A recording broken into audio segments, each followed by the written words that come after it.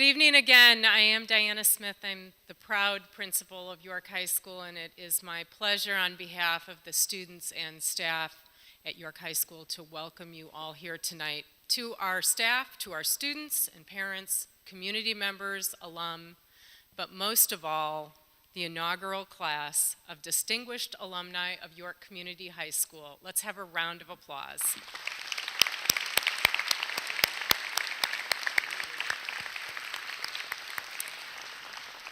In a few moments, you'll have an opportunity to meet each of the alum and learn a little bit more about them. But first, I want to do a couple of things. I would like to thank the committees that worked so hard. A year ago, District 205 and several local alum that are still here in the community put together this organization, this wonderful organization, to recognize distinguished alum every year. This is the first time, and going forward, we're very excited about the prospects. If this is any indication, we have many wonderful years to come. But I want to take a minute to thank the committee, and if I could ask you to turn your program over, I won't read all of the names, but I would like to make sure that you can read the names and acknowledge the people that served on the advisory committee, the event committee that set up this beautiful commons tonight. I just asked Sydney what the students are going to think tomorrow when they get in here first thing in the morning, and also our nomination judging committee. And so I want to thank all of those people. If you are a member of one of the committees, would you please stand and be recognized?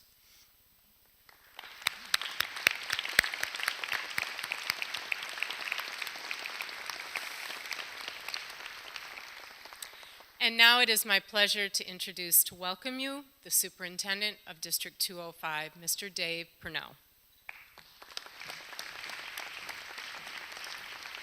Good evening, and welcome to each and every one of you. It's a real honor to be here among this distinguished group, to really recognize them for their contributions that are noted worldwide, literally. And that's a very special event to be at.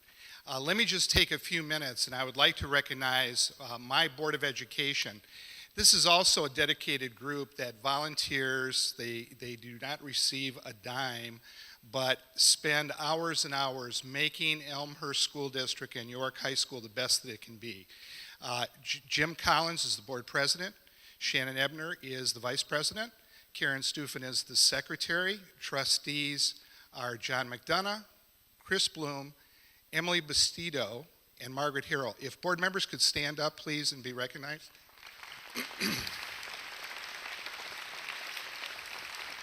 Thank you for your service. You know, I think it was very appropriate, the musical selection just before we came up. I always recognize that song from How We Won the West. And I think it's very appropriate because the individuals that are here today are those individuals that, among many individuals in this country, that shape and make this country better. And we are so proud that they are from York High School. We're proud because of their accomplishments, but as the superintendent, I am proud that they were willing to come back and share their experience with our students starting tomorrow. I can't tell you how excited I am to see the students interact with this group of individuals because they are from here. They walked these hallways. I know the students are going to identify with them and excite them into the possibility of what they can do in their future. The possibilities are endless, and these people are here to prove that with dedication, with hard work, you can accomplish anything in this great country of ours. And so I want to thank the distinguished alumni for coming here to share that with our students. It's an invaluable gift they're giving this district, and I want to thank the committees for thinking of this, for bringing this group together. It is an annual event that I think is going to inspire future generations of York graduates. We have a very proud history here. It's up on this stage right now. And with this kind of event, it just enhances and continues what we stand for in Elmhurst. So again, distinguished alumni, thank you very much. Thank all of you for coming out. in being part of this recognition. Thank you.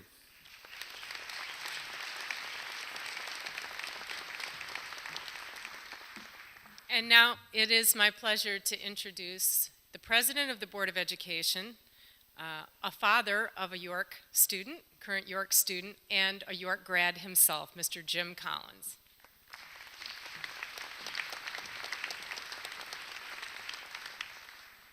Good evening.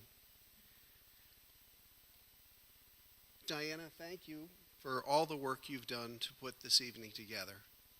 I also want to thank Malia Smith for her work in organizing the committees that worked so hard to put this together tonight. And can I ask everybody in the audience, we know who the York alums are up here. Can I ask if you're a York alum to stand up, please?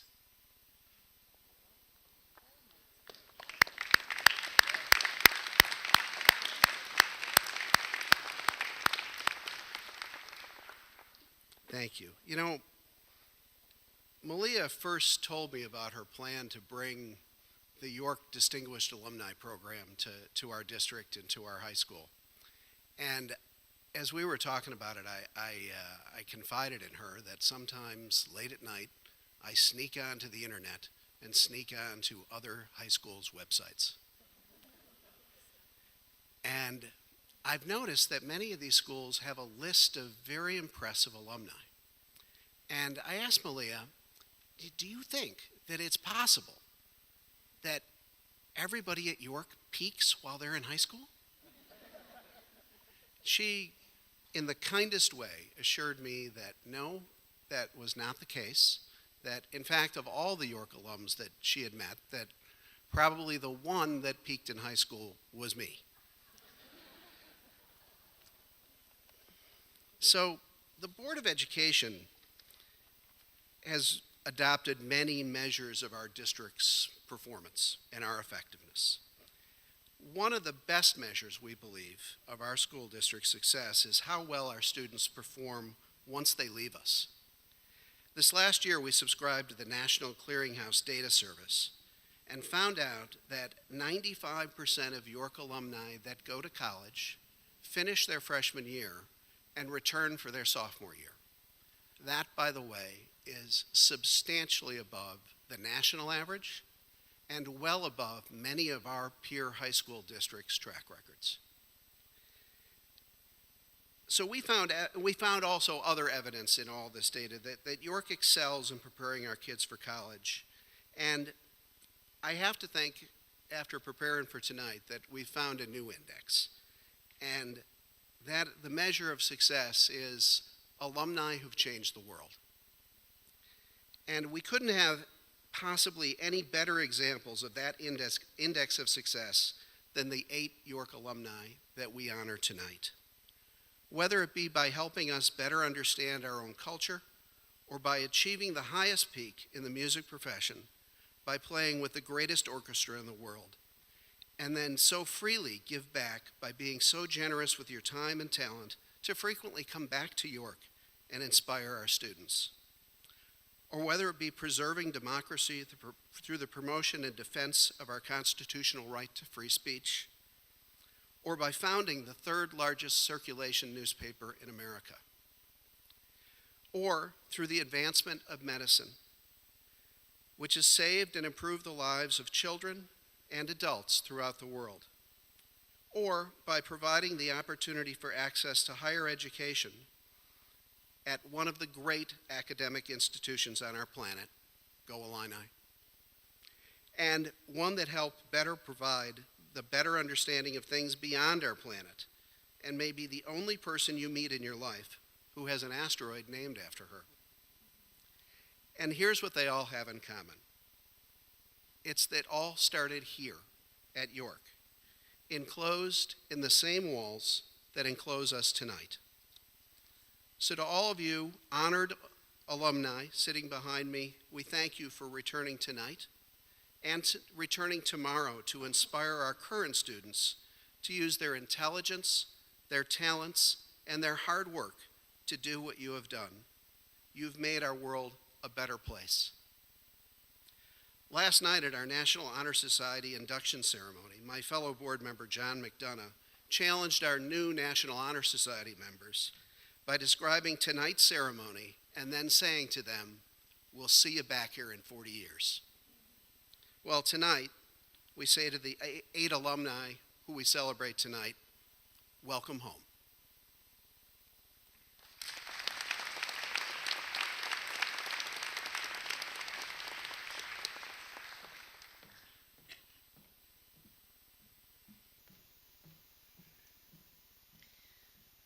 Next, it's my pleasure to introduce to you Dr. Claudia Lucanetti, who is a graduate, York graduate of the class of 1982. She is an internationally renowned clinician and professor and researcher at Mayo. She is a graduate not only of York, but also Northwestern University. She studied medicine at Rush Presbyterian and at Mayo Clinic.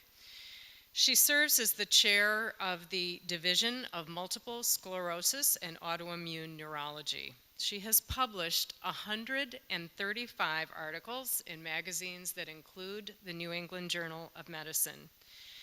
This is the chair of the National Institute of Health's Clinical Neuroimmunology and Brain Tumors Study Section. She is the first woman to hold this position. It's my honor to welcome back York graduate, Dr. Claudia Lucanetti.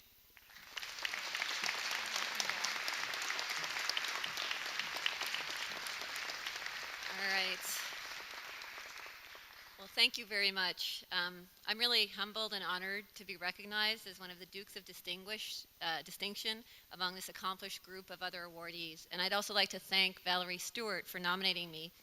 In my brief presentation, I hope to be able to share with you a little bit about myself, my times at York, my journey in medicine, research, and leadership, and close with acknowledging the many who have cared for me, inspired me, mentored me, and walked alongside me during this ongoing journey. I guess some might say I'm intense and competitive by nature, with lots of energy. Fortunately, my parents found an outlet for that energy, and I began gymnastics at a very young age, where I was coached by my mentor and friend, Tom Sinnen, who's here in the audience with me tonight. Tom knew how to motivate and inspire all of us at a young age. He created a welcoming environment where we could have fun, make friends, work hard, challenge ourselves, and make mistakes. He nurtured our athletic talents, but even more importantly, he taught us what it meant to be a team player, a good sport, and he was really a model of a good mentor. Tom is here, and he's been to all those major occasions in my life, including my high school graduation, medical school graduation, my wedding, and even my 40th birthday some years ago. After my years with Tom, I joined the York High School gymnastics team under the leadership of Cheryl Weber and Rick Larson, and I was so pleased to see Rick here in the audience tonight. That was a surprise. It was during those years that I continued to develop skills of focus, discipline, endurance, motivation, working through pain, dealing with success and defeat, managing my time, taking risks, and a continual strive to improve myself. Many of these tools of mental toughness and training in gymnastics I found helpful throughout my career. Gymnastics taught me self-confidence, and I learned how to keep it together under pressure. To this day, I actually still visualize doing the balance beam before I give any major talk or presentation in front of many people, since nothing is quite as nerve-wracking as that, I assure you. Sports teach you to always try to do better than you did before. In sports, you get a competitive battlefield to test yourself. You also learn a really important lesson about failure. Everyone fails in life, but it is a gift if you don't give up and are willing to learn, improve, and grow because of it. Failure often serves as a defining moment, a crossroad on the journey of your life. It tests your courage, your perseverance, your commitment, and your dedication, and perhaps most importantly, it keeps you humble. You might have noticed in this picture, which is actually from my senior year in high school, I was pretty tiny. I actually started high school as a freshman at 4'6" and graduated at 4'11", not growing until I stopped the sport at age 18. So I think it might have been a surprise to Rick when he saw me tonight. I still remember attending my first high school reunion at 10 years here at York, and the most common comment I got from people was, "Wow, you actually grew up." This is a picture from orchestra. You might see there's myself with the arrow, and John I had the privilege to be in the same orchestra with. under the leadership of Mr. Plonky. We really had an outstanding orchestra here at York, and as I heard tonight, we still do. I continued to play violin throughout my training at Northwestern, during my undergraduate years, during residency, and I even joined the Mayo Orchestra once I joined the staff. When I went to Vienna, Austria to do a fellowship in neuropathology, as part of that, I also brought my violin and had the distinct pleasure of not only learning from the world's leader of neuropathology of multiple sclerosis, Hans Lossmann, but got to play in quartets with he and his wife, he being a truly superb violist. Music has helped train me to appreciate the rigors of practice, dedication, and performance. Orchestra is also about coming together as a group to create something beautiful and meaningful. Each instrument is a specialist, and together they share the common goal of playing a great piece of music together, both technically and artistically, and doing it as well as possible. It's a lot like the medical team, whose central goal is to share each other's expertise for the good of the patient. This is a quote from Charles Mayo, which resonated with me, and it said, "What a privilege it is to be able to teach, and how comparatively few of the many who possess the knowledge to teach are able to impart it to make a permanent rather than a fleeting impression on our mind and at the same time arouse our interest." I had many great teachers at York, from Mr. Ide in calculus to Miss Ryan in French. Two really stood out for me and helped me to develop the key skills for my future. They were Mr. Belmonte and Mrs. McKinney in Honors English junior and senior year. You might wonder, why does a doctor really need to know much about English? But I assure you that in those classes, I was taught how to think critically, systematically, and learn how to express my thoughts coherently and concisely. These skills have played a major role in my ability to write research papers, to communicate my findings, to make presentations, and to write competitive grants at the highest level at the National Institute of Health. This is a quote from Will Mayo, which is really the central core mission of the Mayo Clinic, and that is that the best interest of the patient is the only interest to be considered. My interest in medicine began at a young age. I started out wanting to be a teacher, and I recall setting up my chalkboard and trying to teach my parakeet to say the word hello by writing it out on my chalkboard, not really realizing that parakeets don't read. Although this was met with some initial frustration, I didn't lose my passion to teach. I soon realized I wanted to be a doctor and often joined my father, who was a surgeon, an ear, nose, throat surgeon here at the Elmhurst Clinic. I would follow him on rounds, never really getting to see the patient, but sensing he was doing something important and caring for people. I was drawn to that. Also, science naturally captured my attention and satisfied my innate inquisitiveness and need to answer questions. And during freshman year of college, I needed some practical exposure, and I early on knew what I wanted. During that first year at Northwestern, I actually wrote to 3 researchers at the Mayo Clinic asking if I could work in their laboratory for the summer. I actually spent the summers between ages 18 to 21 in the laboratory of Dr. Moses Rodriguez, a leading authority in multiple sclerosis research. So it's no surprise I ended up there. From that point on, I was hooked on the idea I want to be both doctor and researcher, and I was also drawn to Mayo Clinic's core mission statement that the needs of the patient come first. I wasn't sure what area of neurology I would specialize in until my final year of residency as a chief resident, when I met a patient on Christmas Eve who would subsequently inspire my life's work. As a physician, some patients have had a greater personal and emotional impact than others on my life. This patient's name was Diane. She was a mother of 2 young children, ages 1 and 3. And from the start, I had an immediate connection to Diane and her family. She had presented with just a few days of a runny nose, rapidly getting weaker on her left side, and she was also neglecting that side, which meant she essentially didn't realize it was there. In addition, she was suffering from severe headaches and pressure on her brain, and this is the MRI when she came into the hospital. And what you're seeing is a large mass-like lesion on the right side of her brain, causing a lot of pressure. Over the next several weeks, we did everything to try to keep this from progressing. But sadly, within 3 weeks of her presentation, she died and lost her battle. Everyone thought this was going to be a brain tumor. And in fact, the autopsy revealed she died of a fulminant form of multiple sclerosis called Marburg's multiple sclerosis. And he described a very rare feature of this lethal variant of the disease that causes damage to the brain, and it's a quite destructive variant of the disease. I remember when she passed away, sitting with her husband while the nurses attended to the children in another waiting room the night that she died. I was at a loss for words, not knowing how to comfort him or how to make sense of this tragic death. That night, I remember going to my future husband's apartment, we were dating at the time, to tell him what had happened. I literally broke down sobbing over this loss, not understanding how any kind of disease could do something so tragic. It was that very night I committed myself to studying, myself and my career to studying multiple sclerosis as my life's work. After my residency, I actually did a fellowship in Vienna, Austria.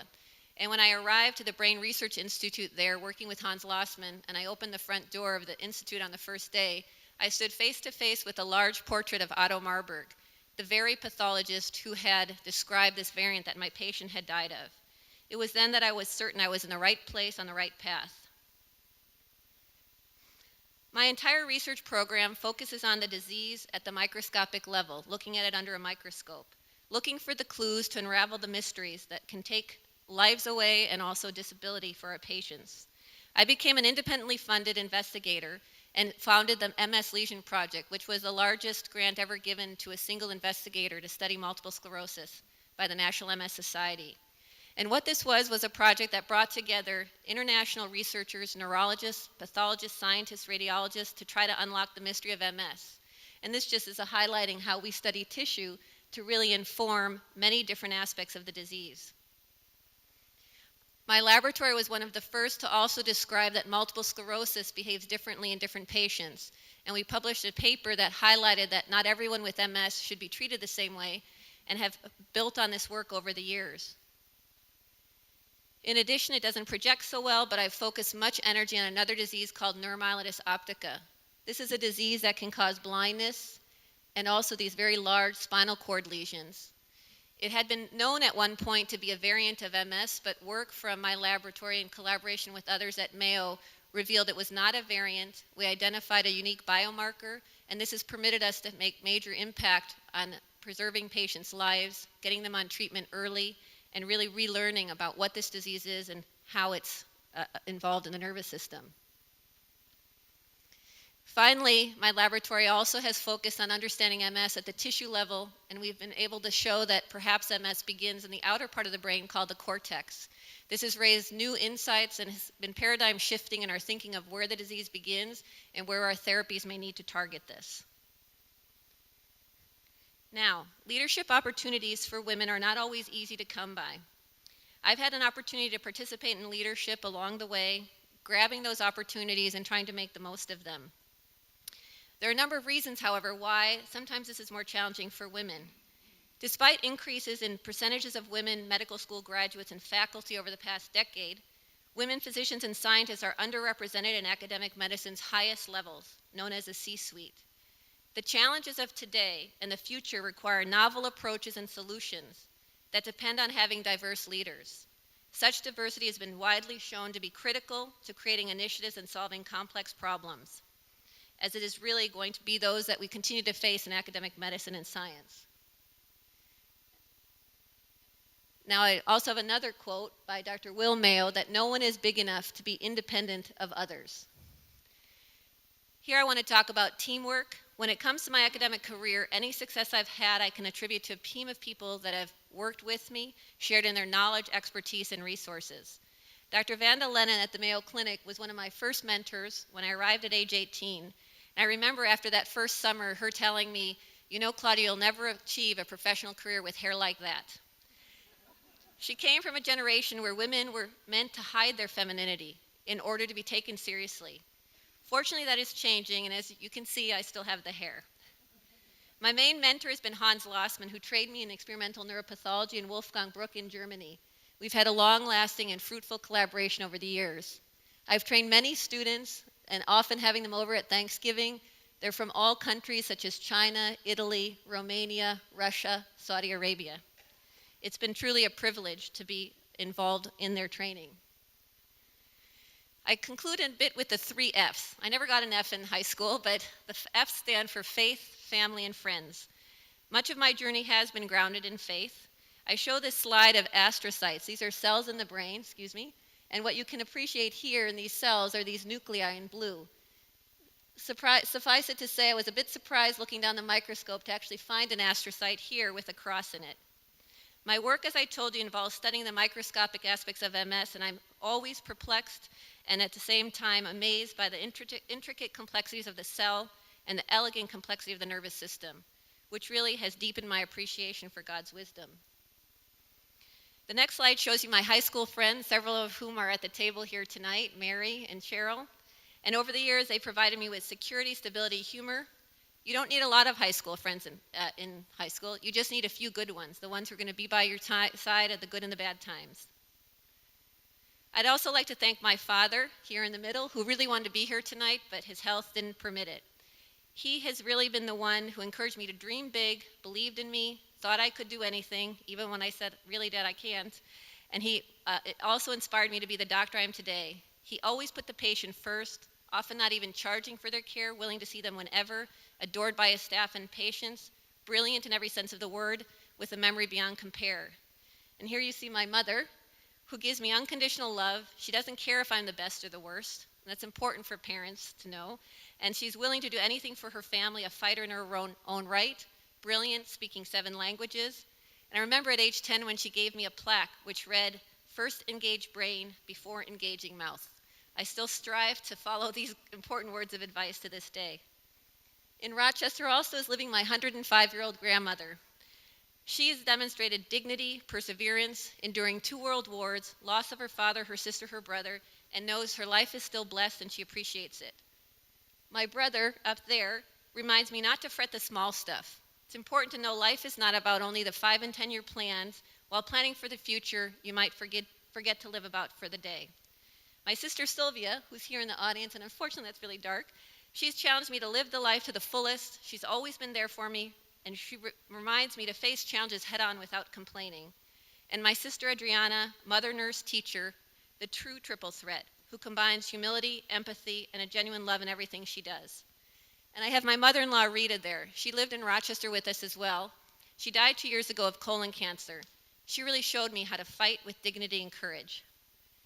And my last slide here, last 2 slides, is just my husband Matt, who I met on an ultimate Frisbee field, competitive as ever in Rochester, Minnesota. Love of my life, sharing interests, values, having fun, and a team in every sense of the word. That's necessary when you've got 2 working parents and he's at home carting the kids around town as we speak. And finally, my daughters. They are the reason I get up in the morning and run home at the end of the day, keeping me grounded and giving me perspective. They really don't care if mommy doesn't get a grant, publish a paper. They just want their mommy, and I make it a central priority to be there for them. So yes, life is a bit busy, a bit of a balancing act, but my years at York and those before and after have taught me several important things. They are to find your passion, set your goals, aim high, practice and take risks, challenge yourself, learn from failures, don't give up, recognize others, keep learning, lead with integrity, have empathy, teach, and serve. And finally, in a closing quote, first from Charlie Mayo, that the scientist is not content to stop at the obvious, and from Michelangelo, the greater risk is not that we aim too high and fail, but that we aim too low and succeed. Thank you.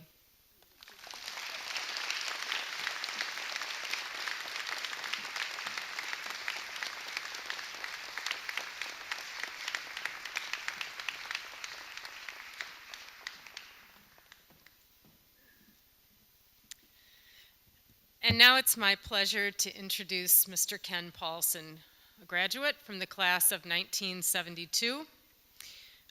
He is also a graduate of the University of Illinois College of Law and the University of Missouri School of Journalism.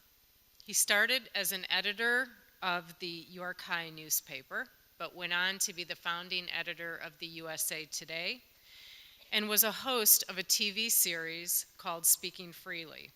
He is currently a professor at Middle Tennessee State and serves as the president of the First Amendment Center. Please welcome York graduate, Mr. Ken Paulson.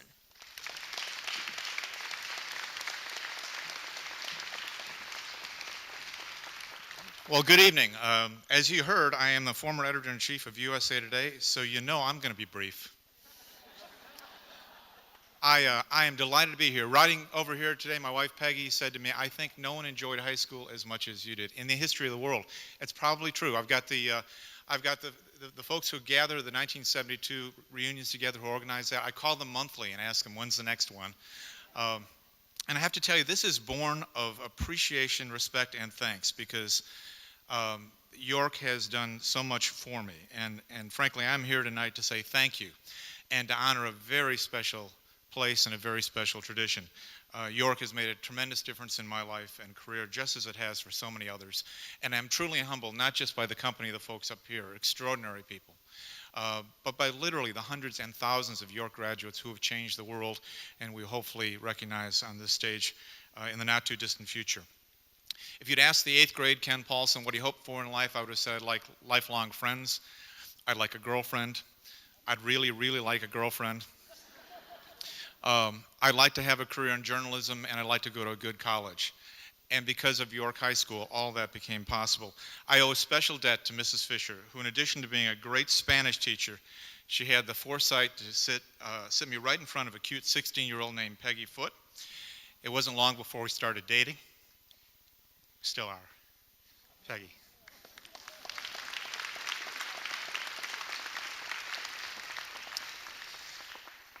Great friends are here tonight, and lifelong friends, and I'm delighted you're here. I had the good fortune also of marrying into the Foote family. Members of that family are here tonight. Some of my dearest friends for decades are here this evening, and I am grateful for that. I have to tell you, I'm also grateful to Mrs. Aralo. She was the advisor of the York High, who gave me my first chance to actually edit a newspaper. That's the newspaper I edited in '72. I have members of that group here today, the staff. Could you guys stand, please? The members of the York High staff. Thank you. I've edited newspapers all across America, and of all the newspaper staffs I've ever led, by far the most attractive, right there. I want you to notice this newspaper from '72. It was unique. It was the advent of something new called modular design.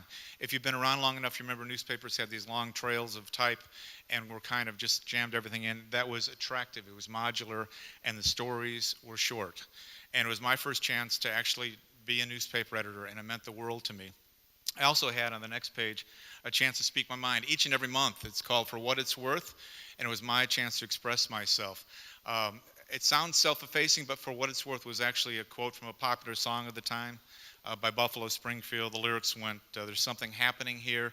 What it is ain't exactly clear, which to me was the perfect description of high school. And so I named my column For What It's Worth. And coincidentally, last month I had a chance to meet and spend some time with a man who wrote For What It's Worth. His name is Stephen Stills of Crosby, Stills, Nash & Young. He did that as a member of Buffalo Springfield. And I could not help myself. I had to tell the man that he inspired my high school newspaper column. And he moved slowly away from me. I want to tell you, the other great thing that happened to me at the York High was I was able to actually be a newspaper editor.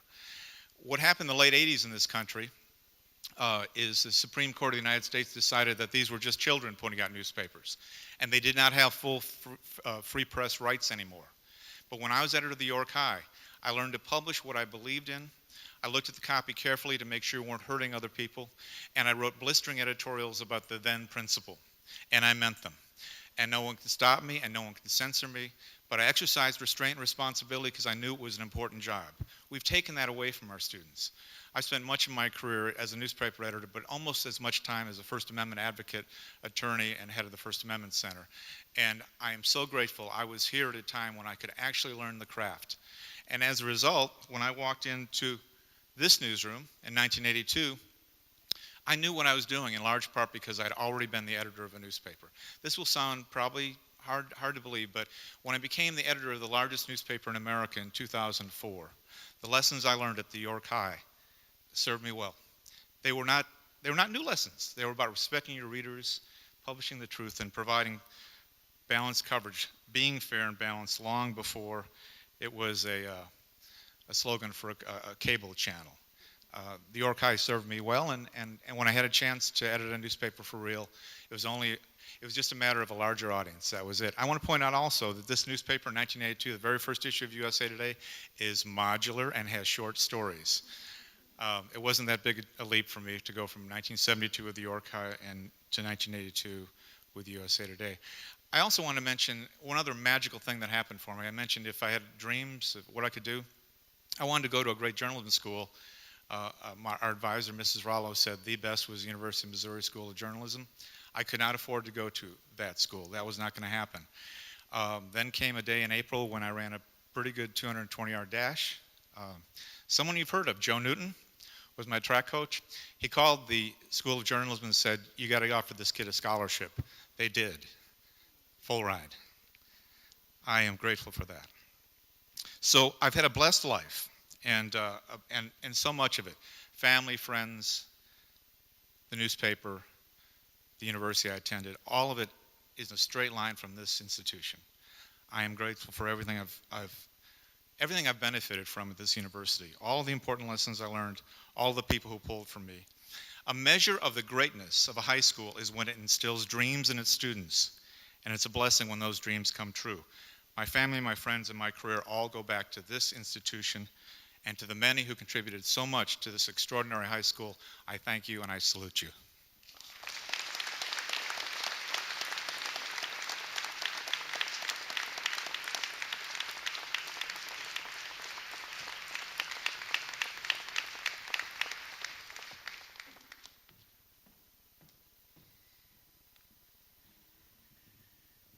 And now it's my pleasure to introduce to you Mr. Ron Gunther from the class of 1963.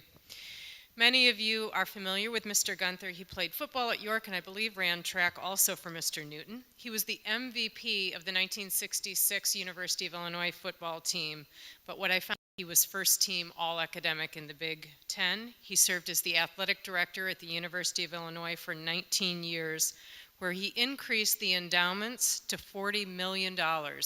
Also read that he, you can see in the program, oversaw the renovation of a enormous stadium that I'm just going to say cost more than this entire high school cost to build. And he's a former school teacher and coach at both the high school and college level. He is currently a consultant to the commissioner of the Big Ten. Tomorrow, one of the things he'll be doing with our students is meeting with students, juniors and seniors, who are interested in going to the University of Illinois, which we're very pleased about. It is my pleasure to introduce to you Mr. Ron Gunther.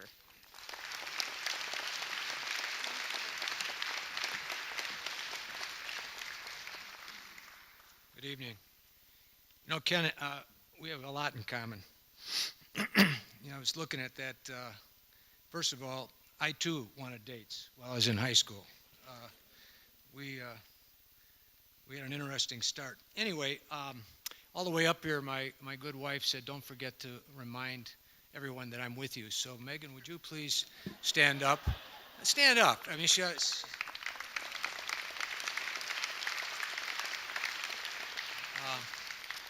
I'd also like to thank Principal Smith and the committee for the honor.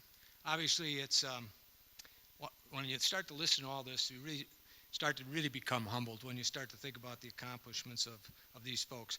Dr. Wayne Mahood is the professor that nominated me, and I can tell you, he wrote such a phenomenal letter. I got done reading, I thought it was about somebody else, quite honestly.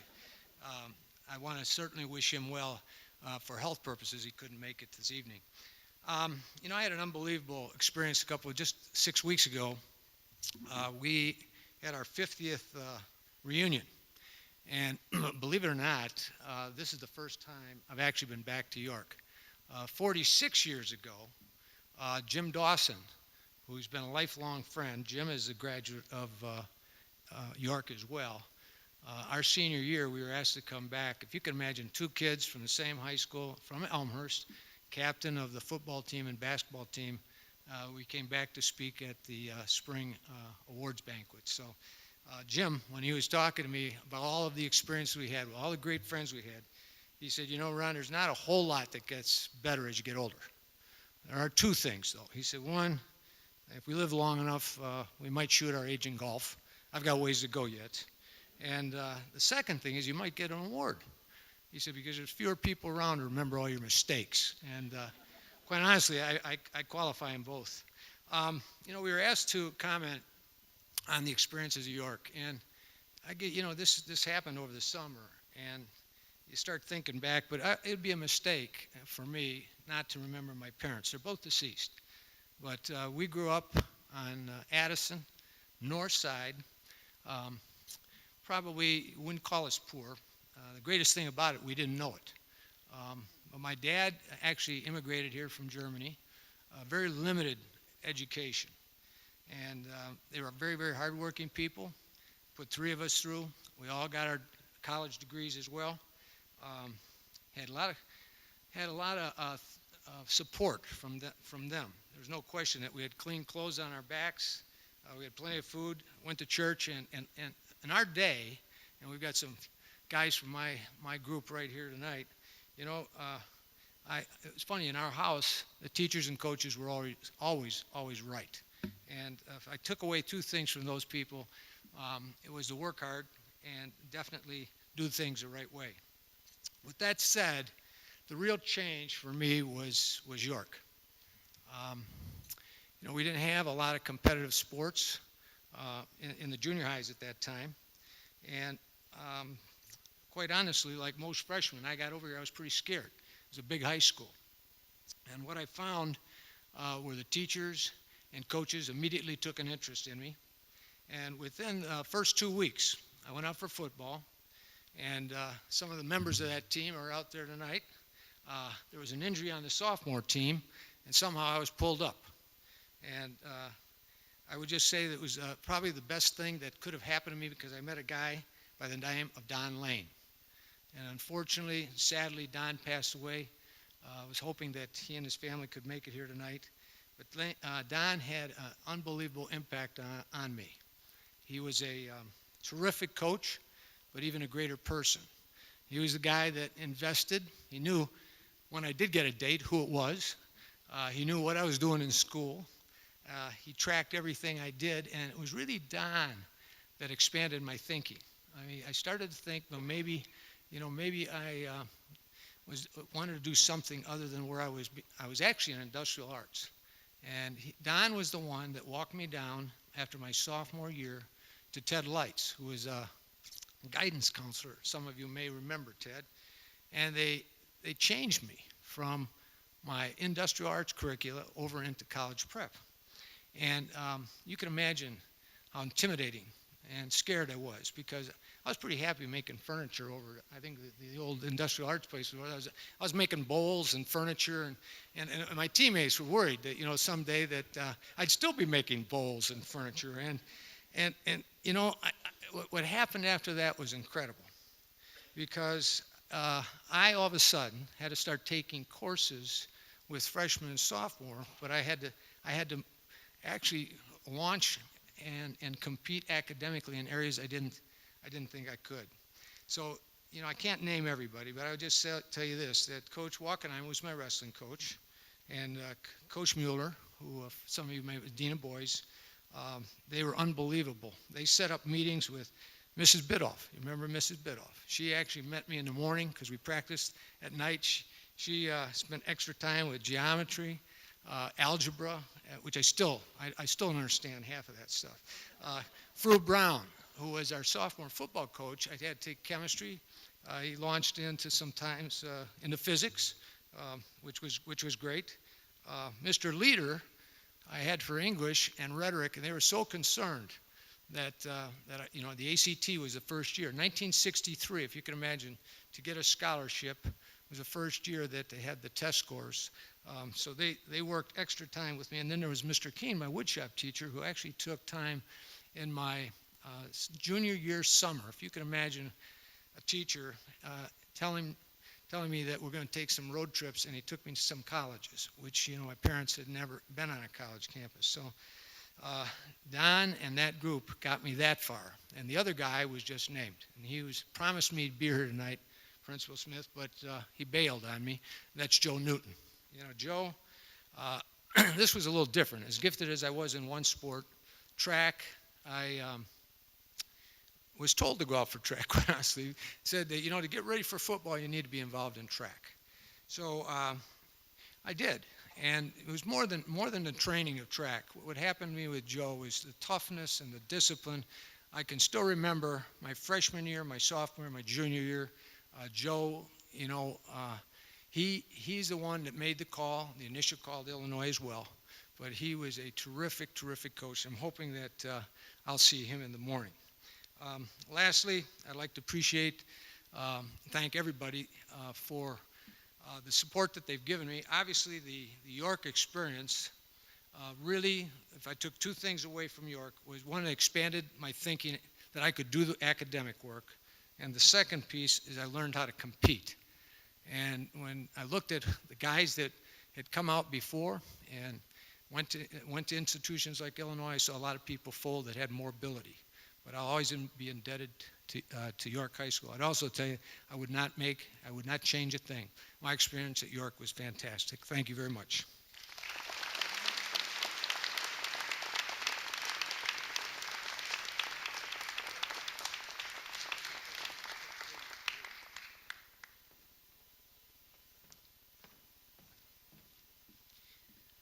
I want to take just 1 minute to ask two groups to stand. It's a school night, and both our students and staff are here tonight, and this is such a magical experience to be able to sit and listen. Every story is wonderful and a little bit different, and it's good to all be together, the families, the alum, the students, and our staff. So I want to take just a minute. Our department chairs are all here tonight. Our administrators are all here, many of our teachers. Can I ask our staff and faculty to stand and be recognized, please?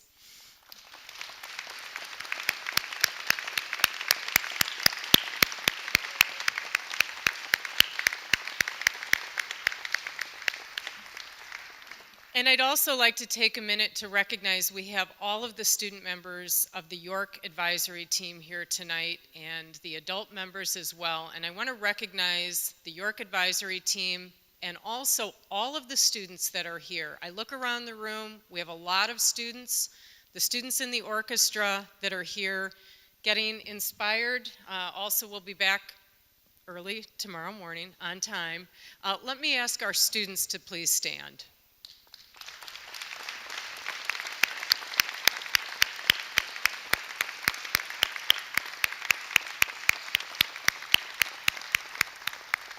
Thank you. Now it's my pleasure to introduce Mr. John Baumrucker from the York class of 1962.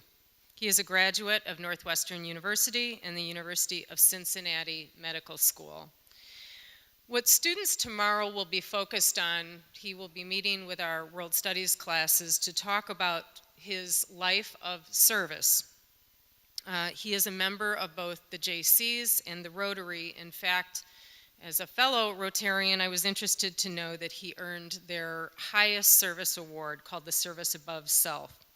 He and his wife, Joanna, have committed their lives to the children and adults, the communities in Bolivia, where he worked to raise money and to build and support prisons and schools and homes. It's my pleasure to welcome York graduate, Mr. John Baumrucker.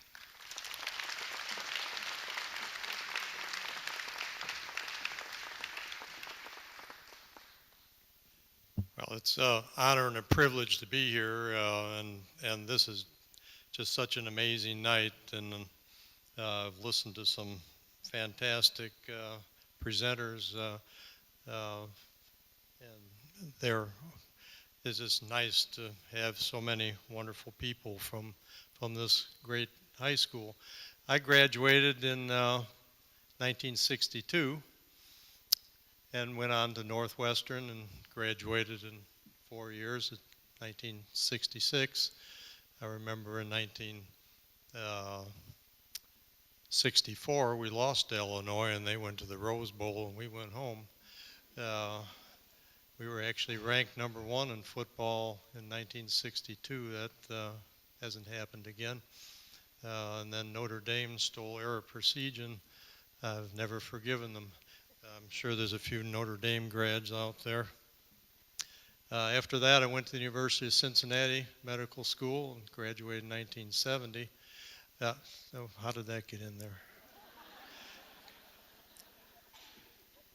In 1971, I started a medical practice in Highlands, North Carolina, and that's the town. uh, it's beautiful. It's a summer resort, and we have 2,500 people in the winter and 55 or about 50,000 people in the summer. Um, uh, the nice thing about that is that well, we've got a lot of rich people there, and we have this wonderful state-of-the-art hospital, only 27 beds, with nuclear medicine, MRI, everything that you could want, all in a tiny little hospital because people are willing to donate money. The other thing that, because of the seasonal nature of my practice, I was able, when more doctors came, I was one of 2 doctors for 15 years, and so I was on call every other night, and all the babies I delivered came on the night I wasn't on call, so I learned to live without sleep for a long time. But finally, we had 5 doctors on the staff, and because there wasn't much to do in the winter, I was called to go to Bolivia, something I'm sure I'll have more time tomorrow to talk about. And we started the Highlands Bolivian Mission in 1998. I spent a month there then, and I've spent between 1 and 3 months there now. It began as a medical mission, and if any of you have eyeballs, you can tell what's wrong with that lady. It's the biggest goiter I've ever seen. But we quickly, that's one of my favorite slides. This is out in the community of Guarani Indians. The Guarani Indians were a lot like our Indians. They didn't have any idea of ownership of land, so they got pushed around when the Europeans came into Argentina and Paraguay, where they were living. And Bolivia was nice enough to give 2 groups of the Guarani Indians 600 hectares of land, and they're still there. But we branched out into other things as groups came down with us. We've served meals at a church there, and over 2 years we served over 55,000 meals, and quickly decided that we weren't there all the time, so now we support clinics that feed and educate children, and I don't have to do it anymore. We built houses. This is an article from a newspaper. The first year we were there, we built 3 houses, and we've built 12 houses for people, and many of those were in that Guarani Indian community. We noticed that little girls went to orphanages, but boys were just left out on the street because they could fend for themselves. So it came to me to start a foster home. We had a meeting in 2001, and I think in the program it says that I donated $20,000 to buy the land. Actually, the land was donated by the mayor when he heard the project, and we had $20,000 to get the home started. We opened 2 years later in 2003, but this is us starting to build the first walls of this, and here it is all finished. We now have 18 boys. Some have left since the bio was written. We have 2 dormitories. We have a farm area where they learn how to plant and grow food. A commercial woodworking shop, but in the corner of it, the boys get to do some projects. We give computer, art, and music lessons. And here are all the boys with a couple of members of our board of directors down there. And here are the boys, one boy, making pens on a lathe. It took me about 3 years. We make these pens, and we sell them for $25, and we've managed to accumulate $20,000 just from the pen sales. All that money will go to their college education. But it took me about 3 years to realize that the pens were metaphors for the boys. I'd tell them to go into the junk pile and pick up pieces of wood, which, just the ends that they couldn't use, and they make something beautiful out of it. And we've taken these boys that were thrown away, abandoned, and we're making something beautiful out of them. This is the music lessons. We have donated over $1 million of medical supplies to the different hospitals there, mainly the teaching hospital there. When I first went there, the teaching hospital didn't even have an EKG machine, didn't have a defibrillator, didn't have monitors, and they didn't have a ventilator. Now we've brought different kinds of medical equipment to 6 different hospitals and 3 clinics. We have a prison ministry. The prison there should hold at most 75 people. There's 250 people in there now. The medicine cabinet there was to hold medicines. We provide 100% of all the medicine, and we support the doctor that goes once a week and donates his time. This is one of our last volunteers starting to dig part of a septic tank for the, you can see the footers there for a sanitary facility. There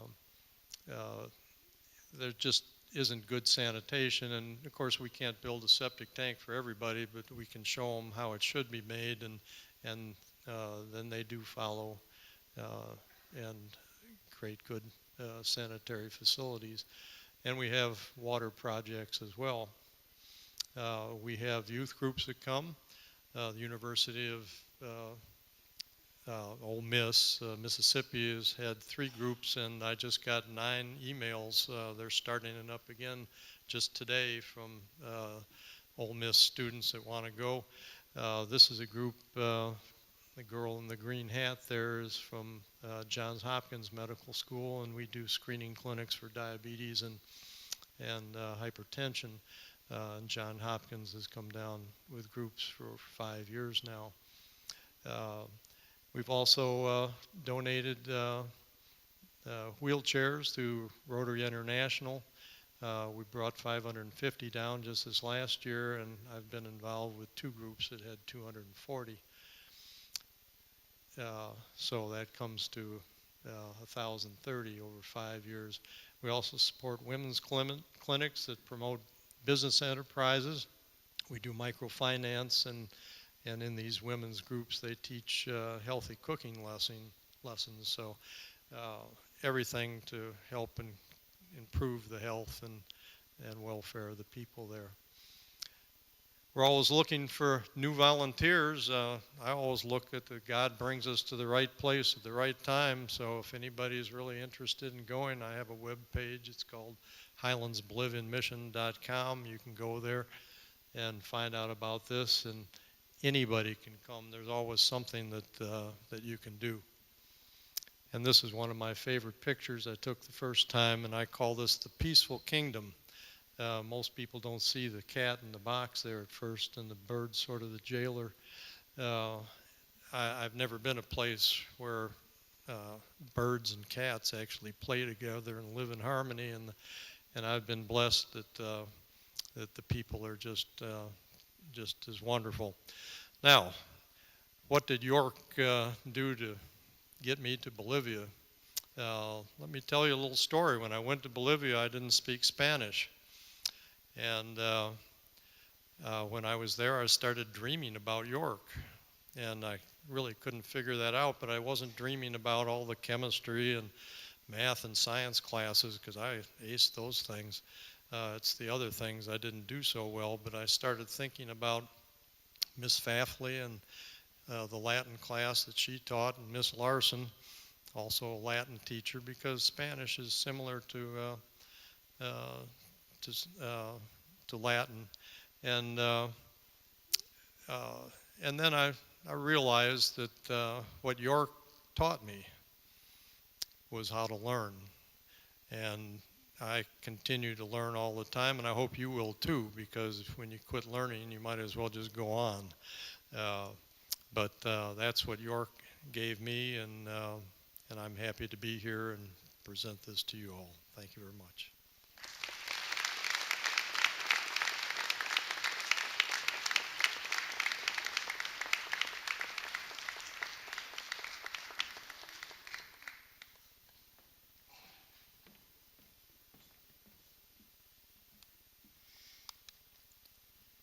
And now it's my pleasure to introduce to you Dr. Peter Holbrook, the class of 1962. Dr. Holbrook graduated from Yale University and the University of Pennsylvania School of Medicine. He served in the Air Force. He was a professor at George Washington University. He is the author of many texts and journals. He established the Pediatric Intensive Care Unit at National Medical Center. He recently retired from his position as Chief Medical Officer. The Peter Holbrook Endowed Lectureship in Critical Care Medicine was named in his honor, recognizing his contributions in clinical practice and groundbreaking research. It's my pleasure, and I ask you to welcome back York graduate Dr. Peter Holbrook.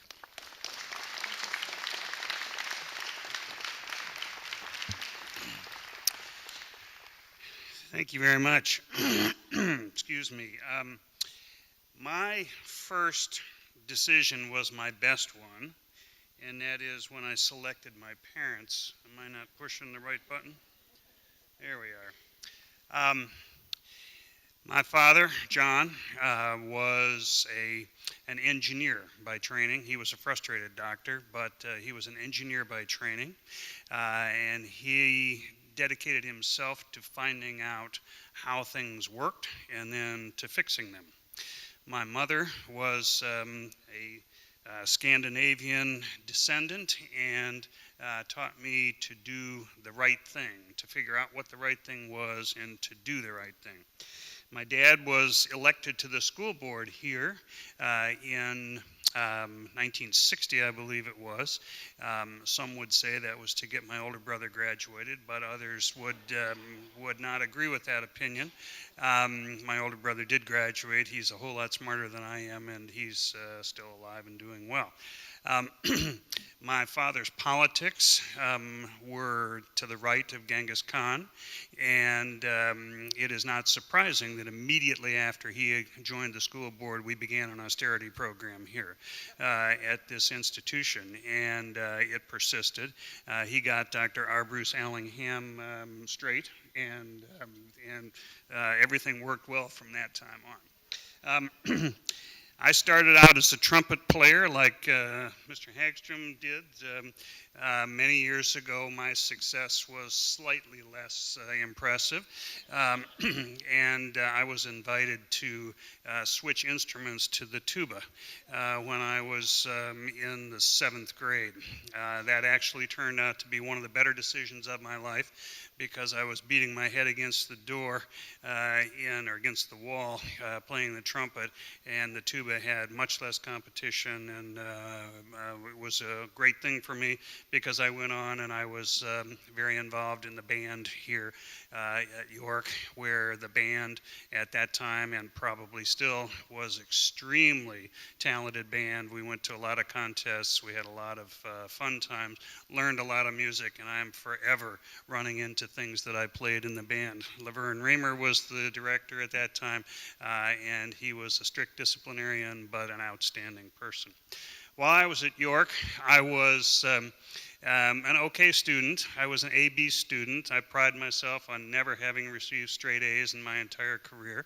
I was regularly matched with people who were much smarter than I am. People like Anderson and Schuler, Landwehr, Anderman, Davenport, Homiak, and the like, many of whom I still stay in touch with. Carson Schuler's here in the audience, and he always humiliates me by his photographic memory and his ability to remember everything. Ron Reinke and Dan Millsap, who are here in the audience, taught me how to play basketball, although not very successfully. Both Shelley Thompson and Chloe Cody Berg taught me how to deal with striving to achieve the unattainable. Both of those beautiful women were in our class, and they were outstanding people. I went on from here to Yale, and at Yale, I'm pleased to say that York High School competed very well. Jim Landwehr also went with me, and so did Don Anderman. We were very successfully integrated into the program. There were 43 students from New Trier that year. I met a few of them. I didn't know them all. We were certainly very competitive. We certainly understood what was going on. The educational levels here was very comparable to that, as it was to the schools in the East, such as Andover Academy, where one John Carey was in our class, and we certainly outcompeted John Carey in terms of academic successes. It's a little known fact, George Bush, who came along 2 years later, actually had a higher grade point average at Yale than John Carey did. But nonetheless, they've all gone in their own directions. I moved on to the University of Pennsylvania Medical School, and while I was there, I got a part-time job at the Children's Hospital. I didn't know it at the time, but the intensive care unit at that hospital had just opened its doors about 3 months earlier, and I came in as a nursing assistant, and so I got right in at a very early stage on one of the earliest pediatric intensive care units in the country. For a medical student, the experience was extraordinary, and I just was totally absorbed into everything that was going on. In the center of this picture, you see a baby who is in obviously a great deal of distress here. IV pumps and things like that are to each side. This is actually a machine that didn't exist at that time. This is a more modern picture. That's an ECMO machine, which means extracorporeal membrane oxygenation. We pull the blood out of the child and treat it chemically with the machine and put it back in, and it thereby replaces the lungs. It's an extremely difficult procedure and the like, but still it was very stimulating, very interesting. This is what I did during medical school. However, I noticed at that time that there was a discrepancy in the care that was delivered to certain patients in the intensive care unit. If the patient was lucky enough to have a disease that was entirely consistent with an existing medical specialty, they generally did fine because the specialist knew exactly what to do with everything that was going wrong with the child. However, if they had the bad fortune to have complications that went outside of the organ system boundary that existed at that time, then there was potential for trouble.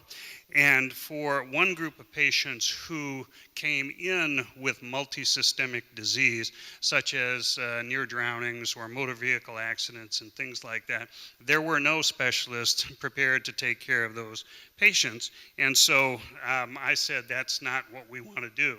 So I began to, at a later stage in my career, after I went through pediatrics training at Johns Hopkins, to learn about how to take care of critically ill children because they were critically ill, not because they had a particular organ system that was failing. That was a controversial opinion at that point in time. However, it was the right opinion, and with a lot of work, we convinced a lot of people that that was the right way to do things. I was involved in all aspects of that, including getting to the point of getting certification for people who are specialists in that, and there are now over 1,800 specialists in pediatric critical care, whereas there were none when we began. So it's been a great road at that time. At the end of 20 years or so of that, I began to seek new challenges, and I went into administration. I may have buggered it when I fell.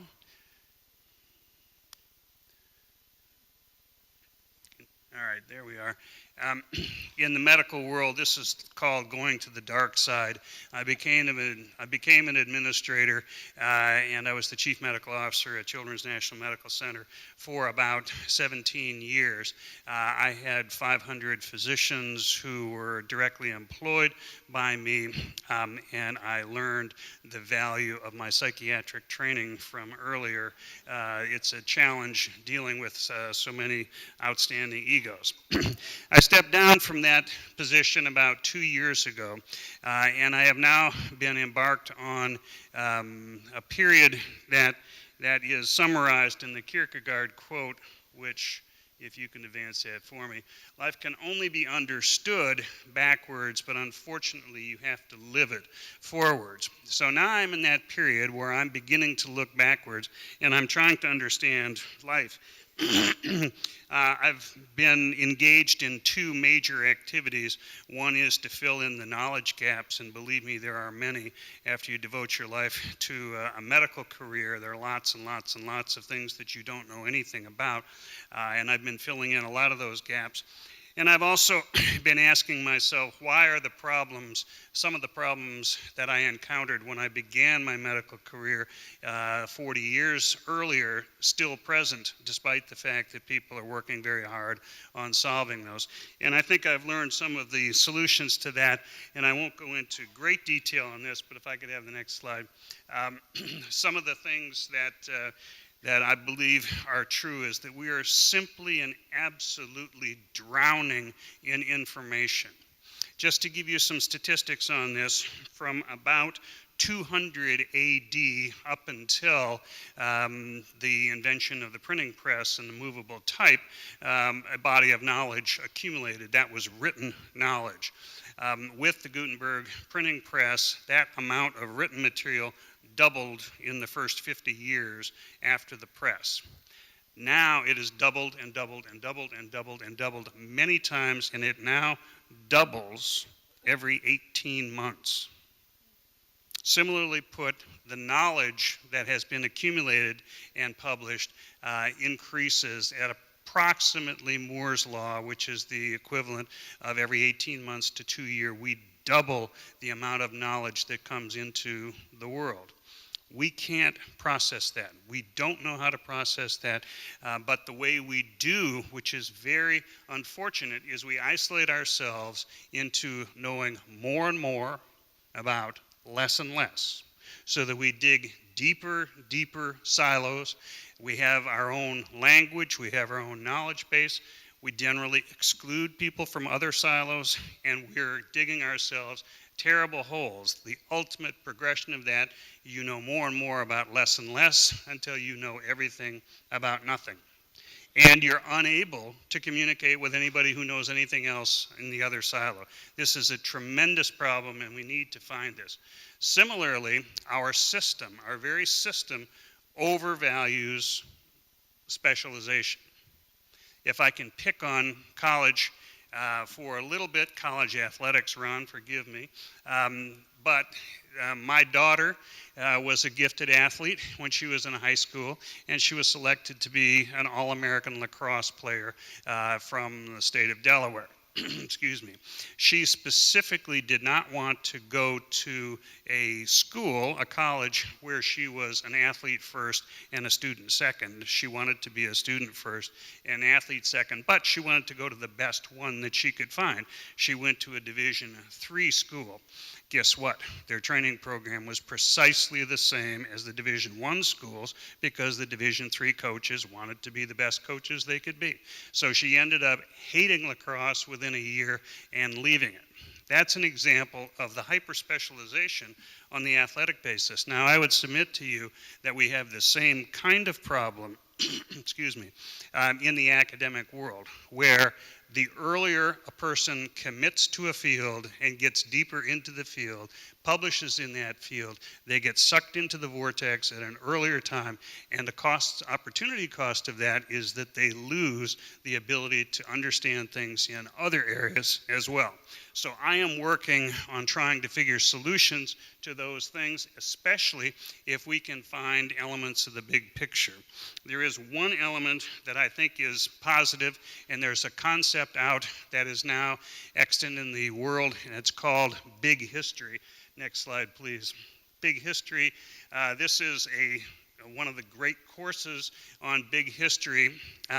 It runs in 48 lectures. It runs from the Big Bang all the way to the modern era. Next slide, please.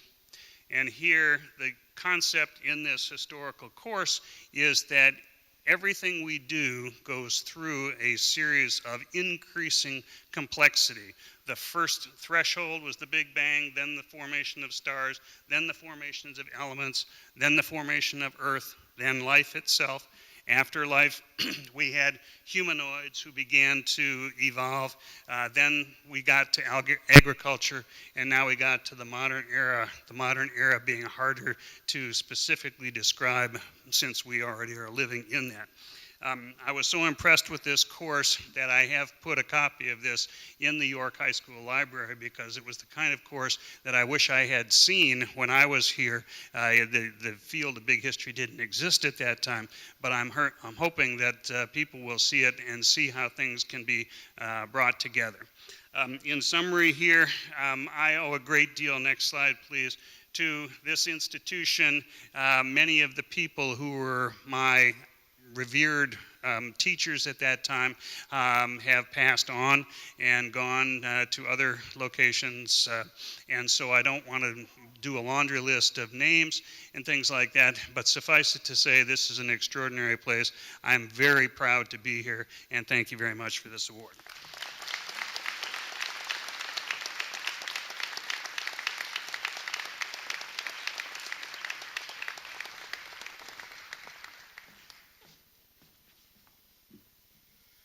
Now it's my pleasure to introduce to you Dr. Sydney Carnwolf from the York High School class of 1958. She is a graduate of Carleton College and U of C, California, Berkeley. She was a professor at the University of Hawaii. She is the first woman to head a major astronomical observatory in the United States. She led the development of 6 major telescope projects, including the LSST, which is the Large Synoptic Survey Telescope. It will survey the entire sky every few nights for 10 years. It will be located on a mountain ridge in Chile, which has been named the Vista Sydney Wolf in recognition of her contributions to the field of astronomy. Please welcome the amazing Dr. Sydney Carnwolf.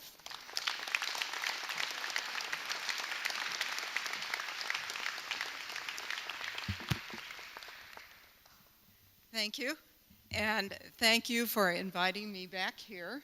I only attended York my junior and senior years, but they really laid the basis for everything that came next.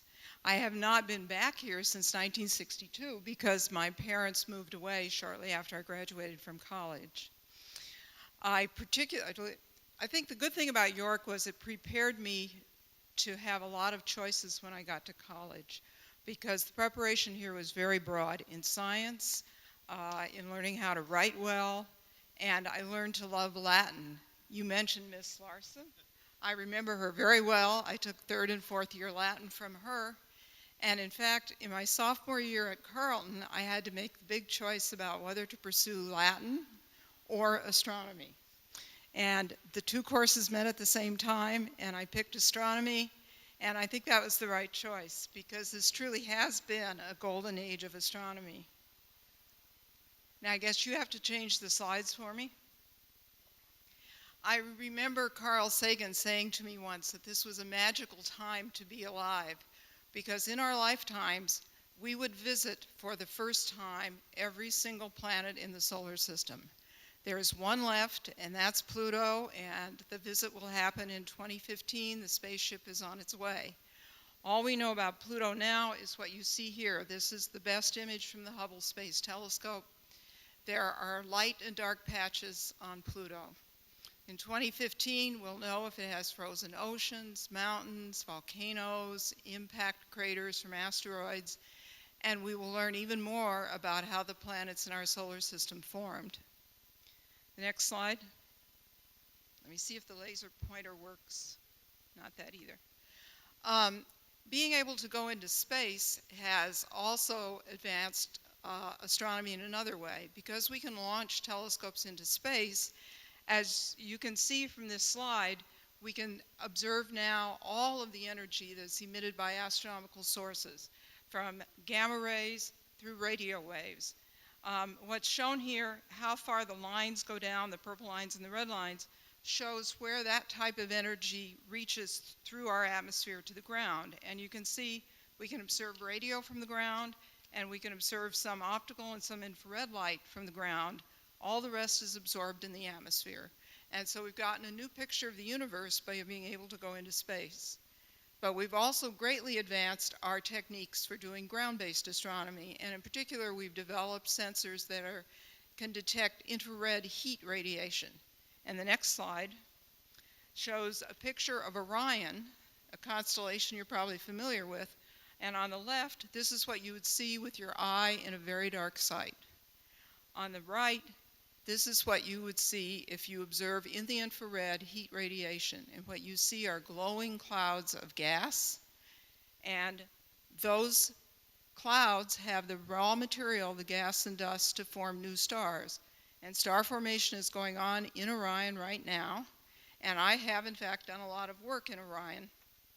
My main research field is stellar evolution and the formation of stars and the formation of planets.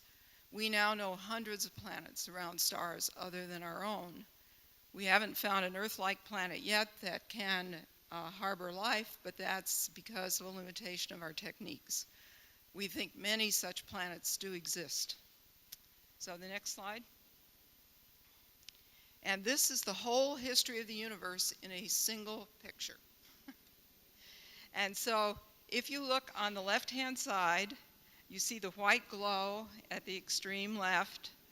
In the beginning, the universe began its expansion about 13.7 billion years ago, and we're serious about the accuracy of that number. Very rapid phase of expansion. As the universe, it was initially very hot, which is what the white glow shows, and then as it began to expand, it cooled off. You see the green part there. And in fact, there were no stars or galaxies yet. And so thank you for the lead-in to my picture with the Big Bang. The universe cooled off, and for a while it was dark. And so you see the dark stripe labeled the dark ages. But in this universe, there were regions that were somewhat denser than other regions. The denser regions began to collect more and more material, and they began to form stars. And so only about 400 million years after the expansion began, the first stars began to form.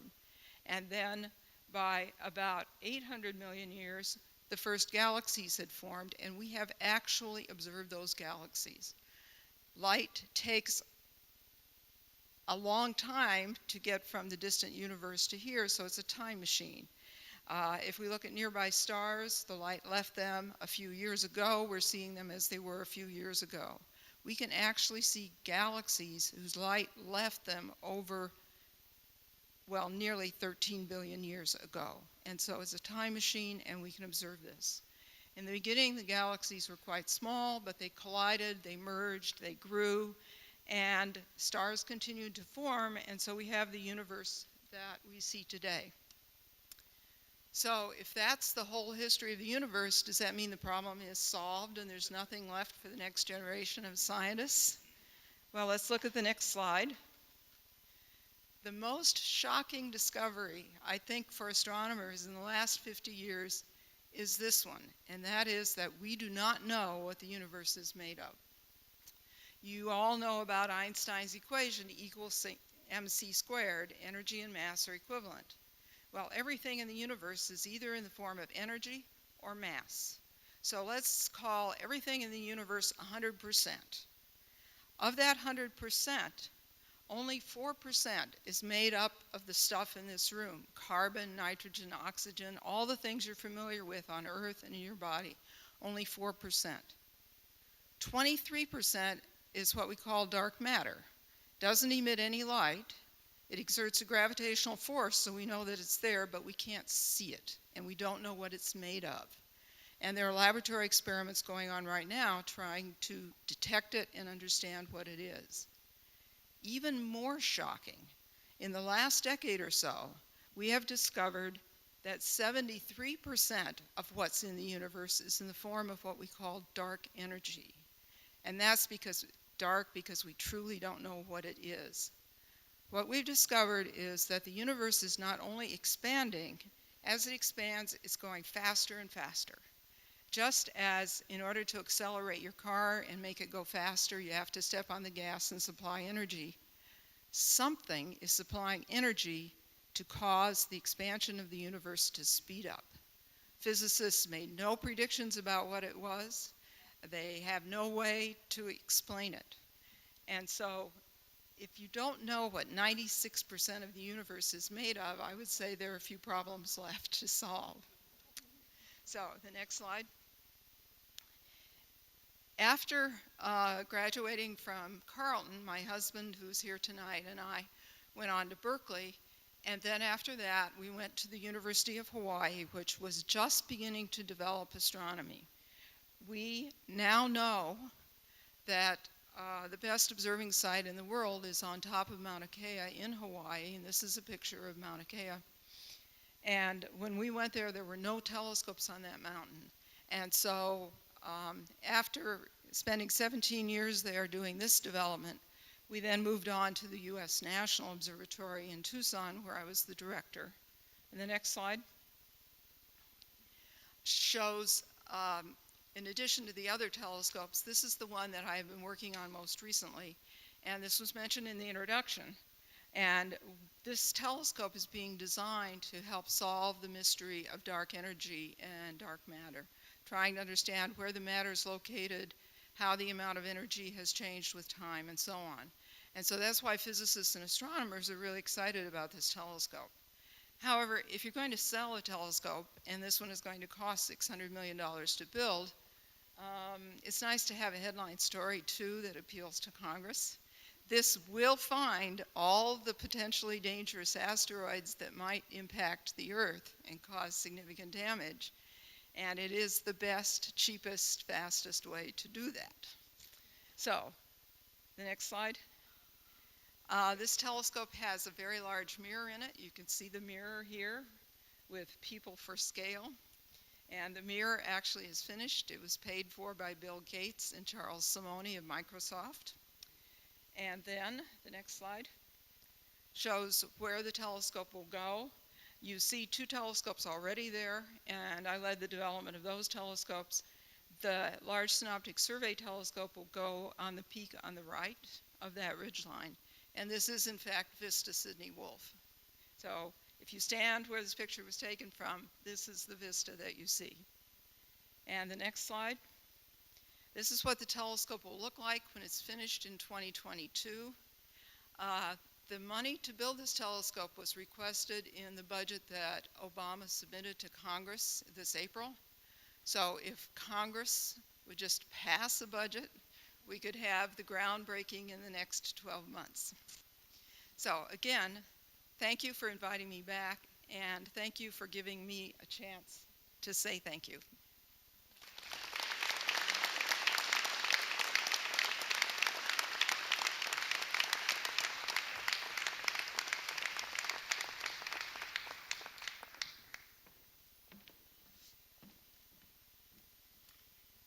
I cannot wait for our physics students tomorrow to have the chance to talk to Dr. Wolf. That was wonderful.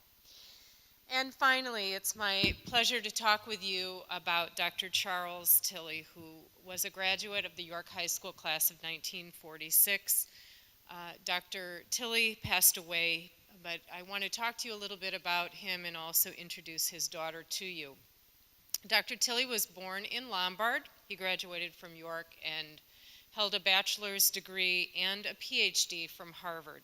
He was a veteran of the U.S. Navy. He taught at the University of Michigan, Harvard, Princeton, and Columbia. He was an author of 51 books, some of which he co-authored with his wife. He was a social theorist, and Dr. Tilley was the founder of something known as popular history, Mr. Ovando, which puts the focus on ordinary people, their lives, and their actions. I also loved learning that he was an avid volleyball player, traveler, and storyteller.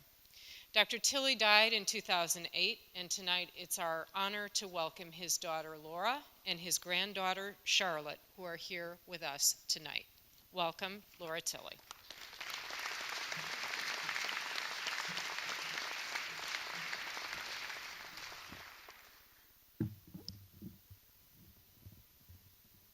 There's my dad, complete with the hand gestures. That was very characteristic for him. Could you just run it continuously as a slideshow, please? Thanks. Before I talk about his career a little bit, I want to talk about him as a man, focusing on 3 themes in his life. The first theme is that he was a child of his times. He was born at the beginning of the Depression and came of age during World War II. After those difficult times for our country, he, like many of his peers, benefited from the rising prosperity of the post-war period. He came from a family of very modest means with recent immigrants on both sides. I think that growing up under these circumstances taught my father independence, resilience, self-discipline, and optimism. With help from his family and a lot of personal ambition, he went off to Harvard, the first person in his family to go to college, and stayed at Harvard for his PhD, and then on to a career in academia. This leads to the second theme in Chuck's life, which was an intense focus on education, both as a pathway to success and as his chosen role. My Aunt Carolyn, who's in the audience tonight, and Uncle Richard described my father in high school as an excellent student who excelled in Latin and loved language in general. One of his early ambitions was to have the longest list of extracurricular activities in the high school yearbook, and he succeeded. He was a star debater, acted in musicals, ran cross country, was in the Glee Club, and played several instruments in the band. He was a member of a barbershop quartet as well, and Carolyn tells about sneaking out of her bedroom to listen to the young men practice in the dining room until she got caught and sent back to bed. These activities helped Chuck in his future life. The debating translated into a scholarship for college, and I'm sure the theater and music helped him along the way too, as good teachers are also good performers. As an adult, he was a very enthusiastic volleyball player, usually bare-chested, as you'll see in some of the slides coming up. He was a bike rider, reader, and poet. The debate scholarship wasn't enough for college, so he joined the NROTC and later served in the Navy. His family also paid what they could for college, and he worked various part-time jobs. And I always found this fascinating. In order to save money, Chuck would package up his laundry and mail it from Cambridge to Elmhurst, where his mother would wash and press his clothes and mail them back. It's true.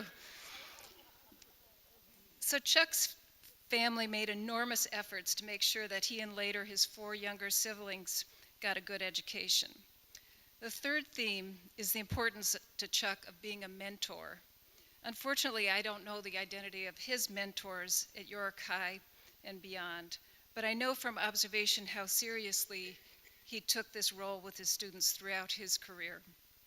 He was incredibly engaged, particularly with his graduate students, reading their papers with lightning speed and sending them back with incisive comments, counseling them to get on with it and not dwell on mistakes or failures, and helping them find jobs. Beginning in the 1970s and continuing until a few months before his death, Chuck organized weekly meetings with his current group of graduate students where they would give presentations on their work and discuss questions and issues. My mother, Louise Tilley, a social historian, would also participate along with her students. In those early years, my younger sister and I, along with the family dog, would tiptoe among the coffee cups on the floor of the living room and listen to the serious discussion at these Sunday night meetings. Actually, I have to admit, the dog was probably looking for unprotected cookies, not listening. After our father passed away, my siblings and I were stunned at the number of current and former students from around the world who wrote to express their condolences, literally hundreds, each with a heartfelt story of the impact that he had had on their lives. So what was his career as a sociologist all about? You've probably noticed on the slideshow some rather odd terms like collective action, trust networks, and contention. These were terms Chuck used in his work, which focused on explaining social movements, particularly in a historical context. He also worked on the formation of governments and broad topics such as democracy, inequality, and contentious politics. Later in his career, he turned his focus to more individualistic questions like how people explain actions to themselves and others. Aside from his creativity and gift for clear explanations, one of the distinguishing characteristics of my parents' work was their use of data to provide objective evidence for their arguments. When he began, it was in the early days of computers when the methods were pretty rudimentary. Now the use of quantitative analysis is common in many fields, but in the 60s and 70s, when my parents started using it in their work, the method was brand new in the social sciences. Chuck took his compelling curiosity, innovative methods, and creative analysis and turned them into 51 books and countless articles. In the last few decades of his life, he was publishing about a book a year, a breathtaking pace, while continuing to teach. He had incredible discipline and energy as well as talent, usually working a 12-hour day, 6 or 7 days a week. In the last couple of decades of his life, he was typically in the office by 6:30 in the morning and would work into the evening with a few breaks for meals and sociability. He worked at home and at the office surrounded by hundreds of books and usually with classical music, opera, or jazz blasting from a nearby stereo. Even his play was work. Much of his world traveling was connected with conferences, speeches, or meetings, and many of his friends were former students and colleagues. I'm probably telling you very different things about my father than he would have told you about himself, being a pretty modest and private person. He would have had funny stories to tell you about his days at York High School and probably would have mesmerized you with his beautiful, deep voice. Heck, he may even have sung the York High fight song with you. But I think he would have been honored to receive this recognition, and I thank you on his behalf.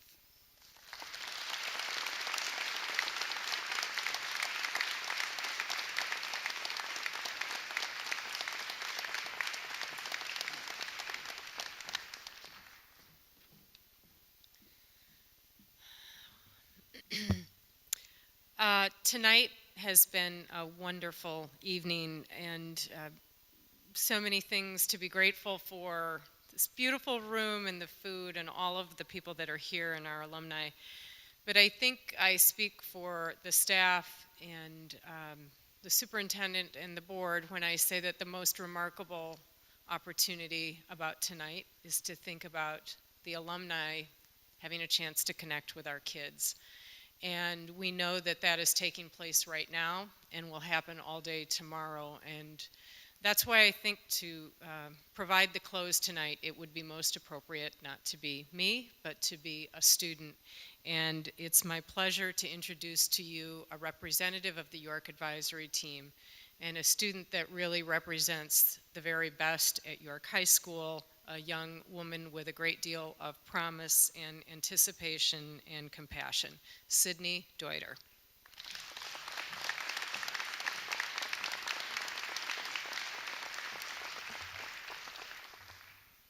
Good evening. My name is Sydney Deuter, and I am a senior here at York High School. And I can truly say that I am blessed to attend York Community High School. This blessing becomes quite apparent as I walk through this awesome structure. The stupendous ceilings, the open commons, and the incredible field house. Yet what I love most about this school is not its structure, but its rich history. How even as we sit here, staring at the brick, we can see where the old building meets the new. Because of the grand building that is York, expectations are high, but these expectations have never ceased to be exceeded.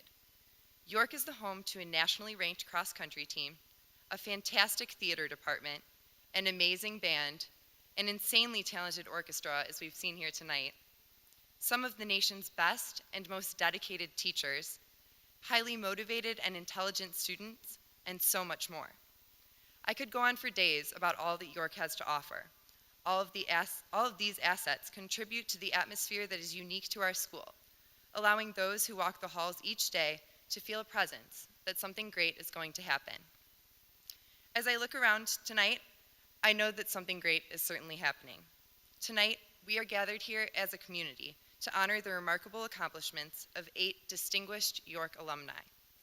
When I think of the word distinguished, I think of success and respect, 2 things which those before us have earned in tenfold.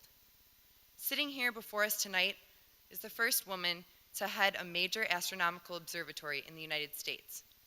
One of the founding editors of USA Today, who returned to serve as the editor-in-chief 22 years later. An international leader in the central nervous system disease research, a pediatric critical care physician who developed procedures to treat critically ill older children, a member of the Chicago Symphony Orchestra's trumpet section since 1996, a special consultant to the commissioner of the Big Ten Conference, and the founder of the Highlands Bolivian Mission in Montero. Here in spirit is a sociologist who made major contributions to our understanding of how governments and ordinary people make social change. As I read over all of these accomplishments, I am utterly astounded. The undertakings of those before us today have without a doubt made a wonderful impact on our world. To think that these people once walked the halls of York just as we do every day, and that they went on to accomplish the unimaginable gives me hope that I can someday do the same. In high school, the world seems so small, shrunk to fit the crowded hallways. But soon enough, we find ourselves in a vast world in which we are supposed to make a difference. We could feel lost and overwhelmed. But today, we have the extraordinary opportunity to see how our fellow York Dukes have made a tremendous impact on the world, and suddenly, the world doesn't feel so intimidating anymore. So, Dukes of Distinction, while we may build and rebuild our school, paint over the brick and concrete, add an extension here or there, we also know that you still remain our foundation underneath, making whatever success we have possible. Thank you for paving the way, and thank you for giving us hope and the confidence that the students of your community high school truly can make the world a better place. Thank you.